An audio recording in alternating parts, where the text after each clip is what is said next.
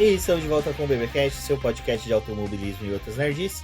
No episódio de hoje vamos falar sobre a final da Fórmula 1 GP de Abu Dhabi, que consagrou a McLaren campeã de construtores, Lando Norris vice-campeão, e tivemos outras questões também em pista que vai ser bem legal de pautar, além, é claro, do título do nosso querido Gabriel Bortoleto na Fórmula 2. Bom, e para falar de tudo isso aqui, hoje está comigo a Débora Santos Almeida. Bem-vinda, Débora. Olá pessoal, sejam bem-vindos a mais esse episódio do BBcast. A temporada de 2024 acabou, depois de 24 corridas, e agora a gente já sabe quem foi o campeão da temporada, uma disputa que se estendeu até o fim do ano, mas que foi bem interessante para poder movimentar todo esse campeonato. Exatamente. Bom, antes de entrarmos no podcast, como sempre, aqueles agradecimentos aos nossos apoiadores, aqueles que auxiliam o Boletim do Paddock através do financiamento contínuo e coletivo do Apoies. Para você que não é apoiador, quer se tornar apoiador, na descrição desse podcast tem o link do Apoies, ou se você não acompanha a gente pelas plataformas, mas sim pelo YouTube, também tem no YouTube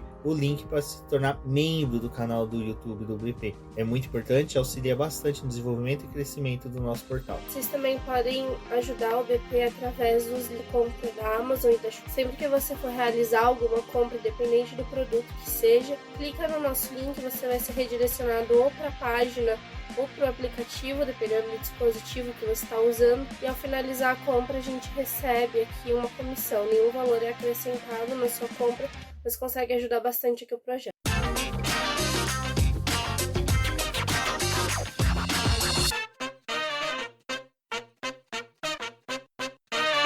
Bom, Débora, o GP de Abu Dhabi era realmente para definir quem seria o campeão dos motores, né? E também a disputa pelo vice-campeonato entre Charles Leclerc e Lando Norris. Os dois ali eram os dois candidatos ao vice-campeonato. Para a corrida a gente já teve, né, primeiro só um disclaimer, galerinha, a gente estava fazendo a cobertura da Fórmula E em São Paulo, a Débora foi para Comic Con, então treinos livres e classificação a gente viu por cima, então a gente não vai entrar no mérito de quem ficou no Q3, quer dizer, quem foi pro Q3 e quem ficou no Q1, no Q2, vamos direto mesmo para a corrida em si. Bom, como eu ia falando, a McLaren fez a dobradinha, né, P1 e P2, parecia que estava tudo tranquilo, né, Débora, mas... É que na realidade o que se tinha dúvida, né, nesse final de semana era de quem começaria o evento na frente, né, então isso ia ajudar muito na disputa dos construtores.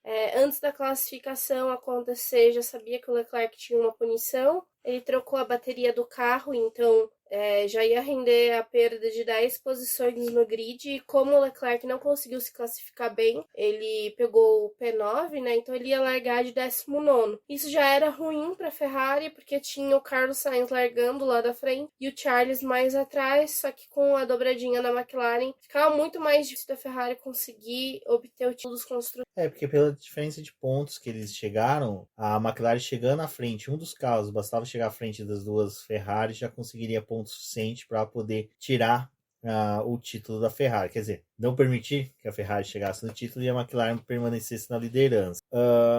Foi legal assim nesse ponto que teve o Charles Leclerc no 19º, porque seria uma corrida 100% chata, né?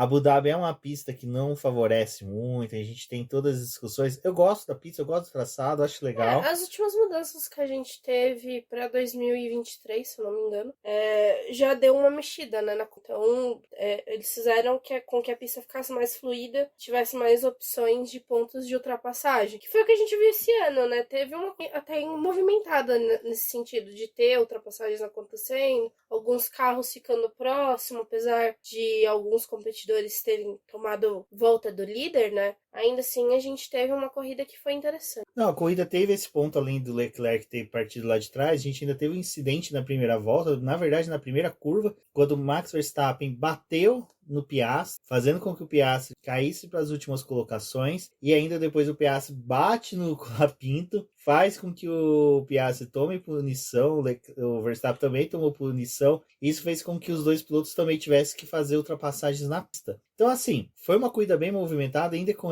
tudo isso, mas eu vou ser sincero, se hipoteticamente o Lando tivesse largado em primeiro, o Piastri tivesse ficado em segundo, ia terminar primeiro e segundo os dois mesmo, com o Carlos Sainz em terceiro e o Charles Leclerc, que vinha remando, ia chegar em quarto lugar. Demorou um pouco para a corrida ficar morna, né, como geralmente acontece ali em Abu Dhabi. Também foi uma prova em que as equipes tentaram sustentar a ideia de fazer apenas uma parada. Então, não foi aquela corrida que teve vários momentos de pit stop, né? Assim, fazer 2 trocas, como vinha acontecendo em algumas coisas. Então, isso também favoreceu para do meio para o final da prova ficar a coisa mais morna, né? Com esses incidentes do início da corrida, a gente realmente teve aquela movimentação ali no começo que decidiram, né, de fato, dessa vez punir meio que todo mundo da mesma forma. Então, todos os pilotos que se envolveram ali em incidentes, né, tiveram pelo menos 10 segundos de punição para poder cumprir quando eles fossem fazer a parada. Exato. E outro ponto também que foi assim, bem legal na corrida, fechar os destaques de Abu Dhabi, foi o desempenho do Lewis Hamilton, que no começo ficou bem apagado ali, eles com pneus duros, ficou muito tempo, né? Eu acho que foi o piloto que mais permaneceu de pneus duros no primeiro. Na verdade, ele foi o único que largou de pneus duros no primeiro stint, ficou sofrendo ali, comendo o pão que o Toto Wolff amassou, mas depois, quando colocou pneus médios, e aí é uma coisa que eu acho bem interessante, que a Mercedes, eu acho que é a única equipe que realmente usa daquele negócio de cozinhar o pneu antes, né? Fazer os pilotos darem uma volta com o pneu médio, o pneu macio. Esse ano ela fez bastante. Fez também? Quase então, todas. Mas as únicas que obtêm resultado é a Mercedes, né? O Alonso pontuou, né? Mas o Alonso é que nem hoje, né? Pessoal, estamos gravando na terça-feira de manhã. Rolou aí os testes pré-temporada, né? Pós-temporada, na verdade. E o Alonso e o Stroll não competiram. E o pessoal nos grupos questionando, mas por que o Alonso e o Stroll não competiram? Bom, o Alonso já foi para a cripta dele, né? Para a câmara de criogenia dele, para se preservar para a temporada do ano que vem. E o Stroll é fácil, né, gente? Eles não vão colocar o Stroll e Drugovich ou Crawford na mesma pista no mesmo dia para ter comparação de desempenho dos três, né? Então, eis o motivo também tem que o Drugovich ele treinou como piloto experiente, né? Nem foi como piloto novato, porque a Aston Martin reserva, né, não, e a Aston Martin queria, pela nota que o Aston Martin soltou, amanhã ele já vai para o simulador da Inglaterra para poder aplicar nos simuladores os usos dos pneus de 2025 para ele já poder ter material para desenvolver o carro e focar no ano que vem. Isso achei bem legal, ou seja, a confiança que a equipe tem no Drugovich é muito boa nessa parte de simulação. Mas voltando para a corrida, falando de Lewis Hamilton, ali, cara, o stint final do Lewis Hamilton foi assim, reduziu, se eu não me engano, era de 14 segundos que tinha pro Russell em 15 voltas, 1 segundo por volta, e no final conseguiu ultrapassar o Russell. Até teve equipe, né, chamando ele no rádio, falando, vai, Hamilton, que dá pra você passar o Russell. Aí quando falaram o tempo, ele falou, como assim? Mas ele foi pra cima do Russell e conseguiu ultrapassar, né? Exato, foi uma despedida de gala, assim, vamos pôr dessa forma. Poderia ter sido melhor esse ano, né? Porque a Mercedes não... Aliás, né, acho que já até colaborou pra eles... Foi a classificação com o Hamilton, que não foi uma classificação boa. Eles demoraram para poder soltar ele para poder ir pro Q1, né? E ainda teve aquele problema do Magnussen acertar o cone lá, né? Que acabou caindo e ficando embaixo do carro do Hamilton. Assim, não precisou nem a Mercedes prejudicar tanto. Mas a Mercedes também não estava muito empenhada em ajudar o Hamilton na classificação. Exatamente. Bom, mas ao final da corrida, Lando Norris ganhou a corrida, McLaren campeã de construtores, Sainz chegou em segundo, Leclerc em terceiro, com uma corrida excepcional, seguida de Lewis Hamilton, e aí a duplinha da Ferrari já vai se desenhando, né? A dupla de 2025 fez uma corrida de recuperação muito boa. Olha, acho que foi sensacional a corrida dos dois, mas o Piastri também, né, conseguiu, apesar da posição de 10 segundos, ter rodado na primeira volta com incidente com o Verstappen, conseguiu ali salvar um pontinho, né, chegou em 10º lugar, conseguiu levar um ponto aí para o Mundial de Construtores, fechando a pontuação da McLaren, uma pontuação besta, né, que foram 666 pontos. O pacto com o Satan que o Zac Brown fez deu certo, conseguimos levar o caneco para o Working. Não, nem levamos ainda, porque estamos em Abu Dhabi ainda treinando, mas foi muito legal aí a McLaren ter conquistado o Mundial de Construtores com a vitória do Lando Norris. Também foi levado para Abu Dhabi a disputa do Gabriel Bortoleto, né, pro título. Foi um final de semana também que começou com aquela coisa, né, o Gabriel ele foi líder para Abu Dhabi, então tinha uma diferença pequena de pontos pro Hadjar. Dependia dele realmente terminar o final de semana na frente do Hadjar durante as corridas. O Bortoleto conseguiu 2 pódios, um segundo lugar no sábado e um segundo lugar no domingo, que foi o que favoreceu ele a título. Mas também o Hadjar não fez a parte dele, né? De novo, num momento de muita pressão ali, de decisão, o Hadjar acabou falhando. A classificação dele não foi tão ruim, mas ali na sprint ele tinha chance de tirar alguns pontos do Gabriel, ele acabou perdendo espaço na corrida e não conseguiu fazer esse trabalho. E no domingo, né, para poder ajudar ainda mais a conquista do Gabriel, o Hadjar não largou bem, ficou preso ali no momento que tinha dado a sinalização de largada, ele foi encaminhado pro speed. Depois ele pôde voltar para a pista, mas aí já não tinha mais o que fazer na corrida, né? O Bortoleto até fez algumas disputas ali durante a prova, mas ele não precisava também ser tão agressivo ao ponto de querer buscar a vitória, porque era realmente só terminar a prova, né? Já que o Hadjar não tinha a mínima chance de terminar nem nos pontos. Exato, e é bem interessante essa questão da rivalidade entre o Hadjar e o Bortoleto, que o Bortoleto no começo da temporada ele teve vários problemas de largada, até um pouco em decorrência do novo modelo do carro da F2, que ali no começo a gente assistia as corridas e falava, pô, mas mais uma vez o Bortoleto não larga bem, o Bortoleto em uma das etapas foi abalroado, bateu, não continuou na pista, e o Hadjar, por certa forma, teve muito mais sorte no começo da temporada, mas o Bortoleto, durante a temporada, ele foi crescendo, foi amadurecendo, obtendo bons resultados, como aquela corrida histórica, e realmente essa daí já ficou para a história, do GP da Itália, lá em Monza, quando ele largou de último colocado, venceu a corrida do domingo, que é a corrida mais importante, conseguiu, assim, chamar a atenção, foi até o mesmo que se tornou o cartão de entrada dele para poder bater na porta das equipes da Fórmula 1. E o Hadjar, em compensação, é muito inconsistente, né, Débora? É um piloto que a gente tá vendo ser ventilado o nome dele para ir para Fórmula 1, mas ao contrário do Bortoleto, eu não vejo ele. Não é porque o Bortoleto é brasileiro que eu vou elogiar o Bortoleto nessa questão, mas o Hadjar, ele, até nos testes que ele fez na sexta-feira em Abu Dhabi, ele só ficava xingando no rádio, ele só ficava brigando, sabe? Reclamando do carro da Red Bull. Então, assim, ele realmente parece que não tem um amadurecimento tão bom para poder chegar já na Fórmula 1. Acho que assim, a Fórmula 2 é uma categoria que é muito difícil, né, para os pilotos, por ser muito competitiva, e esse ano não foi tão fácil também por causa desse novo carro, as equipes ainda estavam tentando se entender, mas uma das coisas que fica marcado a temporada do Hadjar é das falhas dele, né, nos momentos mais decisivos, porque era para o Hadjar ter chegado nessa reta final de campeonato com uma boa vantagem pro Bortoleto, mas acabou que em algumas corridas ele não pontuou, não fez o seu papel, né, de ter se classificado bem, e é importante na Fórmula 2 se classificar bem, independente da pista, e por não fazer esse trabalho, a gente viu o Bortoleto conseguindo passar ele, né, pra final do campeonato, e também a gente viu o Paul Aron mesmo chegando mais próximo dos dois, com a chance, né, até no início ali de Abu Dhabi, conseguir até disputar o título. Então, acho que tem isso, né? Esse é o grande problema. O Hadjar, ele não foi tão constante.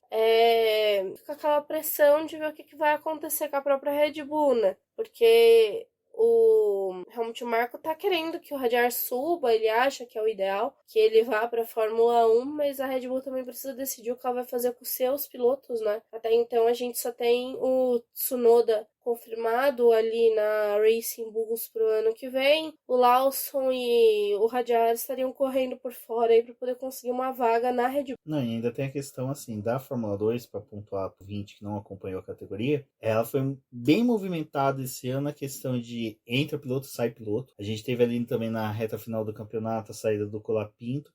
O Berman se ausentou em algumas etapas para subir o Carlos Sainz e o Magnussen. E a gente ainda teve o Antonelli, que ficou oscilando, como qualquer Hulk poderia acontecer. Ainda mais que ele é Hulk dos Hulks, né? Porque ele nem pela F3 passou, enquanto que os outros, a maioria, ele já tinha um aprendizado. E, como eu pontuei, o Colapinto saiu da categoria, mas ele terminou ali em 9º lugar, ainda entre os 10 primeiros, né? Uma coisa que eu até fiquei brincando, que ele tinha chance de ficar na frente de alguns pilotos, como o Vitor Martins e o próprio Antonelli, em determinado momento. O Antonelli que também não fez as últimas etapas em Abu Dhabi, em decorrência de estar doente. Então, assim, foi uma Fórmula 2 em que o Hadjar não pode apontar nada de errado, nada de ruim contra até mesmo que tenha favorecido o Bortoleto, porque o Bortoleto, de todos os pilotos, foi o que mais bem aproveitou a temporada, foi o que mais bem sobre tirar da temporada aquilo que ele poderia ter de melhor. E foi o que fez com que ele tivesse mais pontos mesmo. E a merecida vaga na Sauber.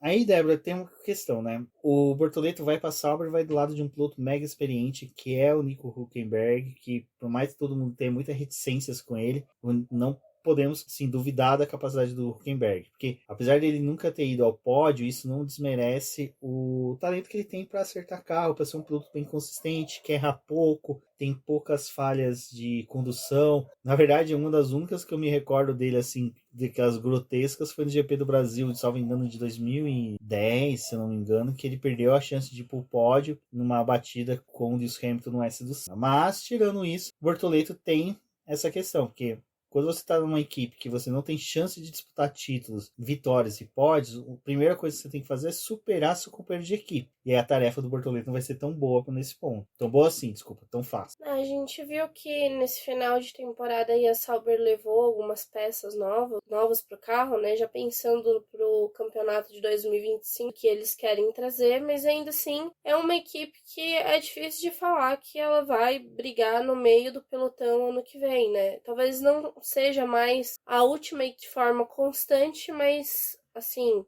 brigar por um sexto lugar, digamos, do Mundial já é bem.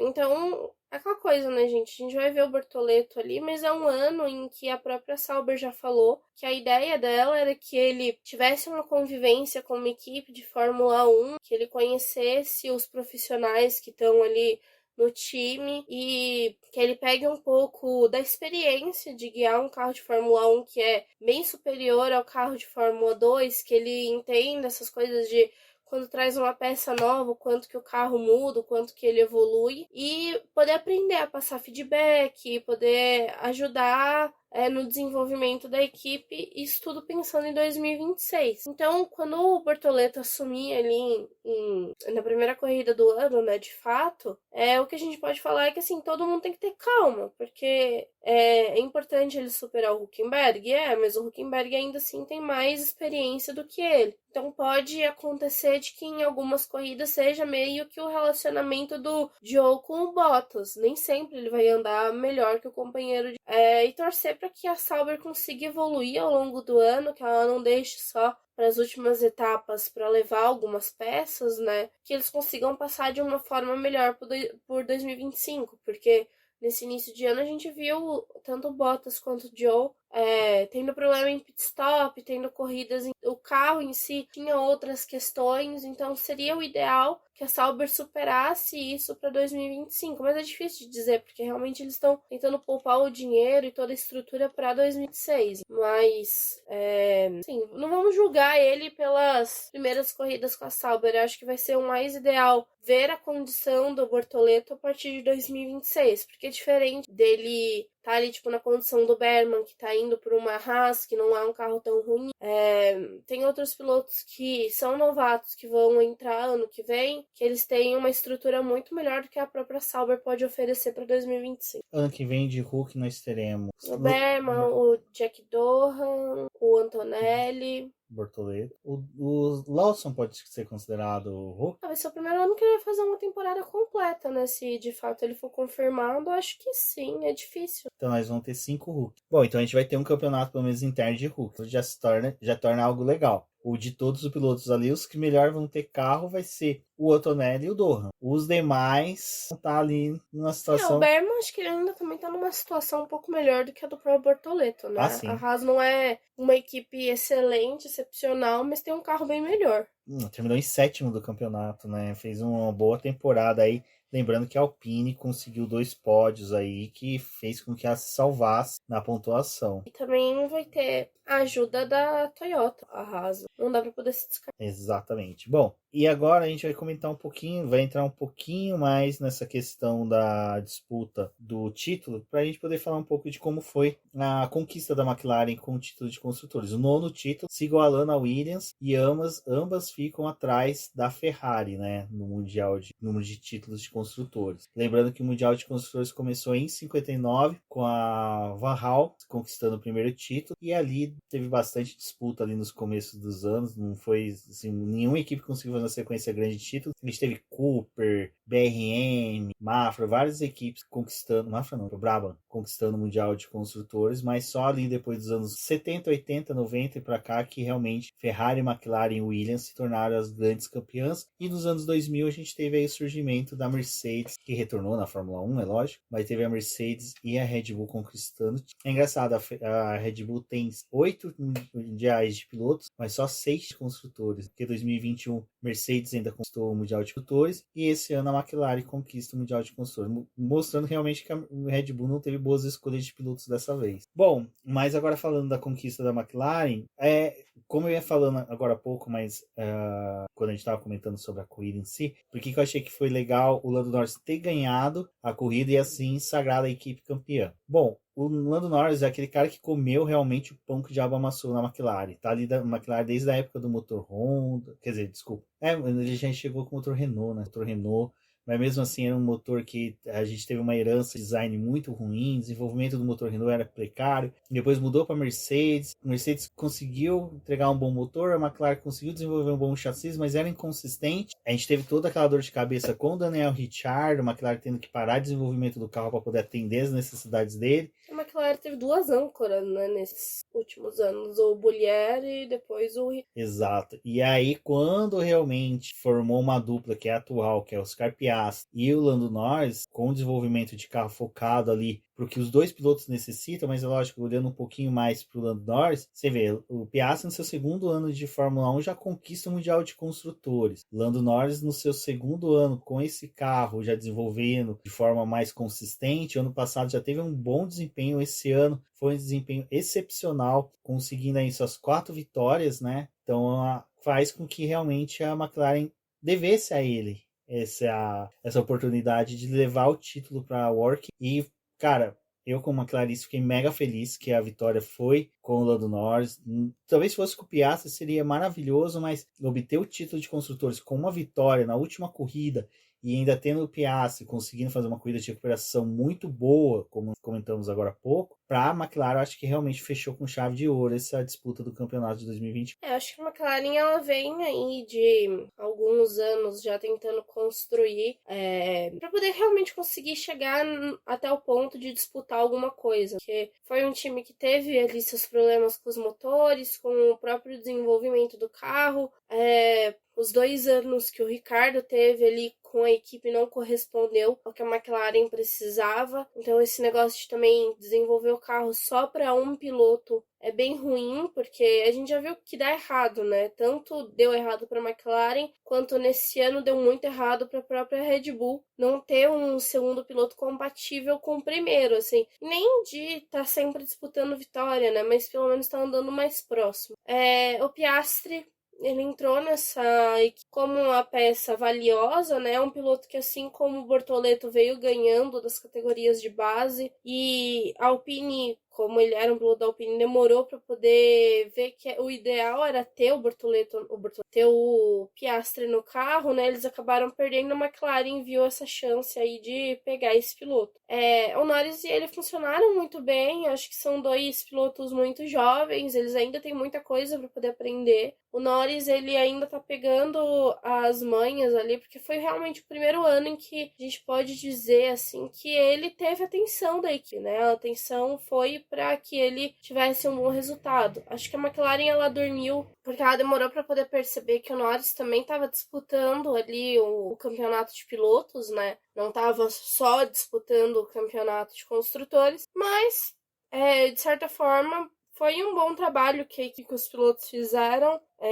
O Norris ainda precisa melhorar em alguns pontos ali para ele ser campeão, né, com a equipe. Ele realmente conduzia a equipe para isso, mas o que a gente pode dizer é que, assim, Abu Dhabi é uma pista muito importante, porque agora a gente só vai ter Fórmula 1 lá em março de novo, né, quando tiver ali os testes de pré-temporada e iniciar a temporada de fato, né? Então até lá a gente vai ainda se lembrar da vitória que o Norris teve em Abu Dhabi e também do resultado que a McLaren teve como equipe, né? Eu até tava falando com o Rubens sobre isso, né? Eu acho que por mais que eu torça para Ferrari, eu acho que esse ano foi um ano em que a McLaren ela merecia ganhar esse título de construtores.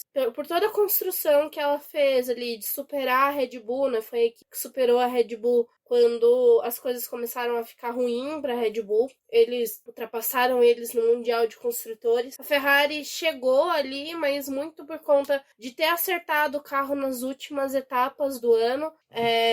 Mas eu acho que dentro do cenário ideal era o melhor que a McLaren realmente levasse esse título, e o que eu fico feliz é que a gente tem uma perspectiva de um 2025 muito mais disputado do que foi esse 2024, e olhando para a história da própria categoria, eu fico feliz assim da gente ver que a rivalidade McLaren e Ferrari tá de volta, mas acho que hoje de uma forma mais leve, porque o pessoal que tá na frente dessas equipes trata isso de uma melhor forma, né? O próprio Visser e o Zac Brown têm um relacionamento melhor ali, eles são duas peças que estão tentando viver dessa forma, assim, tipo, mais harmônica. Tudo bem que a guerra em si entre as equipes não começou, mas agora eles estão levando isso para um lado muito bom. Eles têm bons pilotos, a Ferrari vai receber o Hamilton ano que vem. Acho que assim, da própria Ferrari e da própria McLaren fica aquela saudade do Carlos Sainz, dele ter encerrado mais um ciclo com uma outra equipe muito importante do grid. E vamos ver o que acontece no próximo ano. Gente, desculpa estar falando meio estranho, que estou com gripe. Não, tá todo mundo gripado aqui, eu também tô fazendo. Porque lá no São Paulo tava muito quente, quem tá em São Paulo tava muito calor, tava batendo mais de 30 graus de temperatura. Acho que lá tava 40 fácil. Fácil. E dentro da sala de imprensa tava um ar-condicionado muito forte.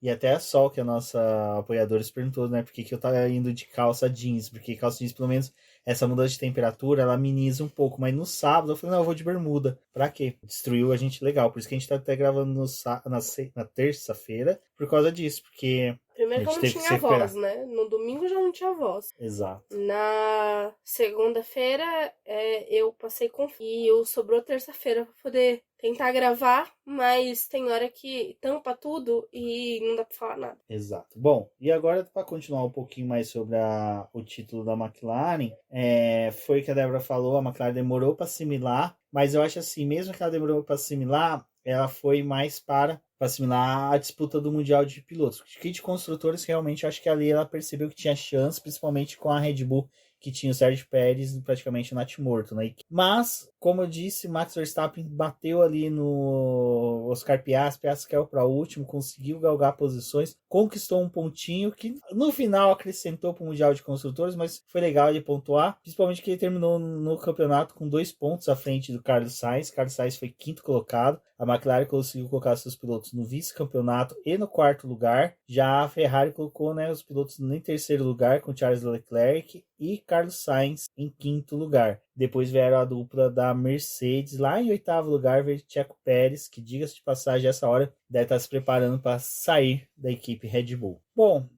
só para a gente finalizar um pouco sobre a corrida, como a gente falou da escalada do Charles Leclerc, a gente tem que falar que essa foi a última corrida do Carlos Sainz na Ferrari. E assim, cara, não tem como você negar que o Carlos Sainz é um dos melhores pilotos do grid.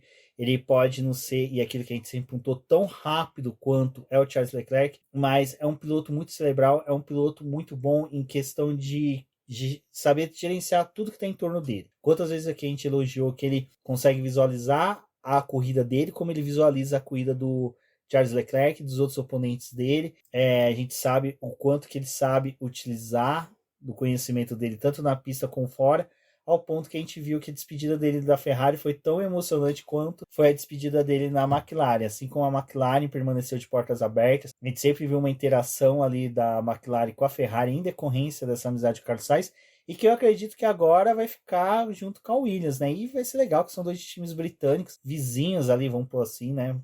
Na Inglaterra. Então eles vão poder ter essa brincadeira, né? Dentro dos equipes. Mas Carlos Sainz conseguiu um 2º lugar, chegou à frente do Charles Leclerc. Eu acho que isso foi importante também para ele sair confiante da equipe, poder chegar mais confiante dentro da Williams. E mais uma vez, cara, eu acho que a Ferrari perde um grande piloto, mas com a chegada do Lewis Hamilton ele consegue manter esse nível de excelência em questão de um piloto cerebral dentro da equipe. Agora vai ter um piloto cerebral e rápido também. O Carlos Sainz, ele terminou a temporada de uma forma mais leve, né, que a gente pode dizer assim. Ele conseguiu pódios, conseguiu vitória também. Então, foi um ano bem marcante, assim, para os números do Sainz, para o que ele fez para a Ferrari. Também foi importante ali, enquanto a McLaren tinha 2 pilotos tentando pontuar e levar essa disputa do campeonato de construtores. O Carlos com o Charles também fizeram o papel deles de pontuar, e aquela rodada tripla ali, que foi GP dos Estados Unidos, México e Brasil, eles fizeram um bom trabalho de levar esses resultados, que ajudou a intensificar a disputa agora. Então, é um piloto que, assim, deixa a Ferrari com aquela, assim, de uma forma em que acho que a equipe sente, porque foi um trabalho bem feito nesses últimos anos. O Carlos mostrou mais uma vez que, guiando com um carro diferente, com um motor diferente, ele conseguiu se adaptar. É óbvio que a Ferrari em vários momentos também tentou valorizar o Charles, né, por ser o piloto da casa, mas teve outros momentos em que eles não tinham como fazer isso, e o Carlos precisou trazer esses bons resultados, precisou estar à frente do time, e eu acho que foi uma ótima combinação, assim, dos dois, né? Eu acho que é realmente aquela coisa, ainda termina o ano com a gente vendo que o Leclerc, ele é um piloto muito rápido, mas o Carlos, ele tinha um pouco mais de técnica, um pouco mais de conhecimento, assim, não de conhecimento, mas de domínio da corrida dele e dos adversários. Então, é um piloto que fez a diferença para a própria Ferrari, né? E no momento que a Ferrari estava passando por uma transição ali interna, né? Troca de chefe de equipe e tudo mais. Eu acho que também favoreceu esse bom relacionamento da McLaren com a Ferrari. O Carlos tá ali porque foi um piloto importante para a McLaren. Vamos ver o que acontece agora, né? Que ele vai para Williams, mas tenho certeza, assim, que vai fazer falta para a Ferrari, mas ainda daquela forma de que eles sabem que tá vindo alguém com material ainda melhor do que o do Carlos, né? Porque o Hamilton tem 7 títulos aí, não é à toa essa contratação da própria Ferrari. Mas eu quero ver como é que vai ser o relacionamento dessas equipes no próximo ano.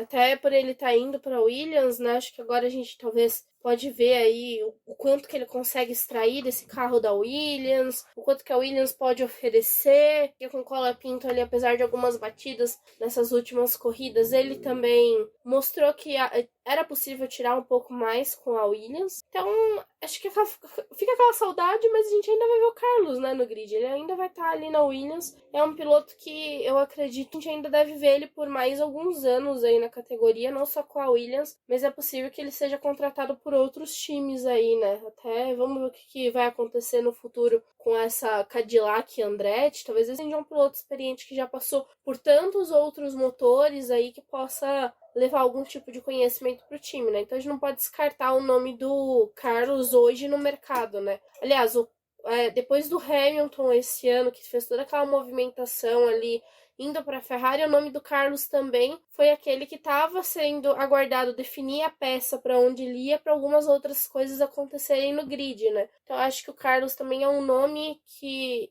é muito forte dentro do grid, assim, capaz de mexer as cadeiras aí quando a gente tiver novas trocas. Esse lance todo da Cadillac, hoje tá meio que confirmado a Ferrari fornecer motores. Então, assim, para a Cadillac, o nome do Carlos Sainz fica forte por causa disso, né? Ele já é um piloto que tem conhecimento do motor Ferrari, já trabalhou com o motor Ferrari, mostrou ter bom desenvolvimento de carro e de projeto. Então, assim, eu se fosse da Cadillac, eu olharia muito a questão do Carlos Sainz, e assim, a Williams não tem nada a perder, porque ela já tem um piloto reserva que é muito bom, que é o Franco Colapinto. Então, assim, eu acho que dá o jogo pro Carlos Sainz, o Carlos Sainz consegue aí um futuro promissor, porque ele mostrando bons resultados dentro da Williams, e bons resultados a gente fala, não é? Dificilmente vai ter vitória e até pode. Pode acontecer, pode vir, pode surgir um segundo, terceiro lugar.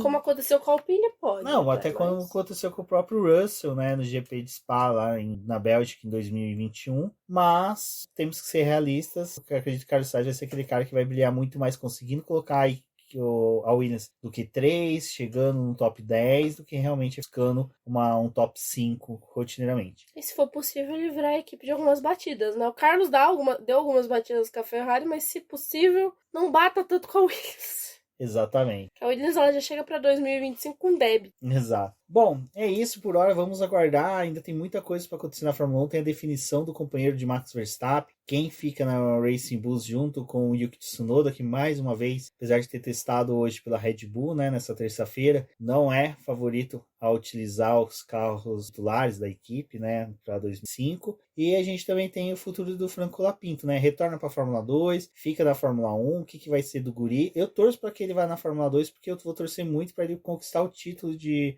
piloto, porque não teremos brasileiro na F2, né? Um ano aí que não vamos ter brasileiro na F2, então vamos torcer para o nosso querido argentino. Bom, e Débora, qual a nota da prova? Eu acho que uns 8 tá bom. Não foi uma corrida ruim. Eu gostei, Abu Dhabi entregou bastante esse final de semana, acho que Eu também até 8. esperava menos da corrida. Esperava que ia ser, tipo, largar e quase ficar a mesma coisa. O Verstappen que ajudou aí a dar o entretenimento. Também, né, ele tá... joguei o título, né, deixa eu aproveitar aqui pra dar uma zoada. E a gente contava que a batida no começo da corrida ia ser entre o Max e o Russell, né? Porque eles estavam largando em linha, né? Tava um na frente do outro. Exato. Foi a treta também que alimentou o final de semana, né, de Abu Dhabi. Porque eu tava me disse... Um falou não sei o que, o outro falou não sei o que, aí cada hora bota o microfone pra um fala algo pior, né? O Russell falando que o Verstappen queria bater a cabeça dele na parede, olha só. Ai, essa fala foi muito boa. Mas vai ser engraçado porque teve até foto da GPDH e MSJ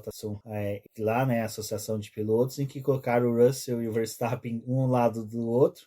Porque a briga escalonou tanto, né? Que até os outros pilotos começaram a fazer piada. O Norris também ficou o final de semana inteiro comentando na foto dos outros e botando fogo, né? Porque ele também, né? Acho que já se tocou que tem uma amizade ali que era só uma mão, né? E a outra novidade que também não contamos é que Verstappen vai ser pai. Então, a gente não se surpreende se em algum momento aí mais pra frente ele falar que vai se aposentar. Olha, que já é pai, né? Já pai é quem queria. Já cria Penélope e... cada vez mais que um filho é adicionado, mais lento ele fica. Então a gente pode esperar que o Verstappen não vai ganhar mais título. Olha, eu vi o pessoal confirmando que esse é o último do Verstappen. Vamos ver. Vamos ver. Ele já tem 3 filhos, né? Que é o Norris dizendo é o filho que ingrato, também é filho né? dele. É o filho ingrato, mas é filho dele. Bom, é isso, pessoal. Agradecer a todo mundo que acompanhou a gente até aqui. Compartilhem nas redes sociais o BBcast. Um forte abraço e até a próxima. Até a próxima.